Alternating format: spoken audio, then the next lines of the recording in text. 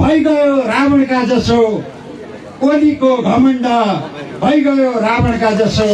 ओलीको घमण्ड। यस कार्यक्रमका आदरणीय सभापति कमरेड, कार्यक्रमका प्रमुख अतिथि, प्रखर देशभक्त तथा महान राष्ट्रवादी नेता कमरेड डाक्टर भीम रावल, कार्यक्रमका अतिथि आदरणीय प्रकाश ज्वाला कमरेड, आदरणीय भानु भक्त जोशी कमरेड, खगराज भट्ट कमरेड लगायत मञ्चमा आसीन मेरा प्रिय र आदरणीय नेता कमरेडहरू र कैलालीको विभिन्न कुना र कक्षाबाट यो एकता सन्देश सभालाई सफल पार्नका निम्ति यहाँ आउनुभएका कैलालीवासी आदरणीय दाजुभाइ दिदीबहिनीहरू, पत्रकार बन्धुहरू, सुरक्षाकर्मी मित्रहरू र न्यायप्रेमी सम्पूर्ण जनसमुदायहरू, यहाँ सबैमा तर्फबाट नेकपा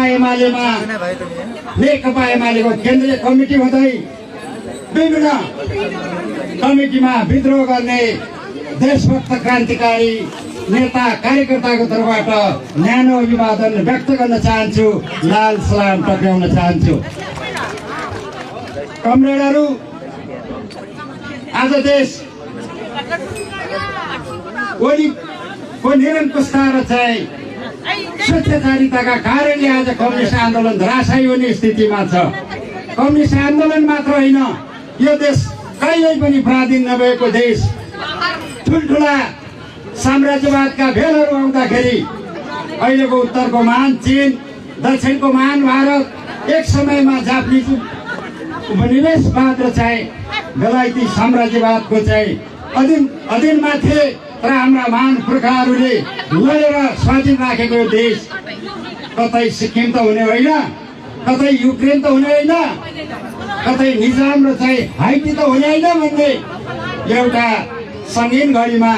एउटा कठिन घडीमा आज हाम्रो राष्ट्रिय राजनीति अगाडि बढिरहेको सन्दर्भमा यो देशका देशभक्तहरू, सबै न्यायप्रेमी जनसमुदायहरू, साँचो अर्थमा नेपाललाई माया गर्ने सबै राजनीतिक शक्तिहरू एक ठाउँमा आएर यो देशको राष्ट्रिय स्वाधीनता, हाम्रो स्वतन्त्रता,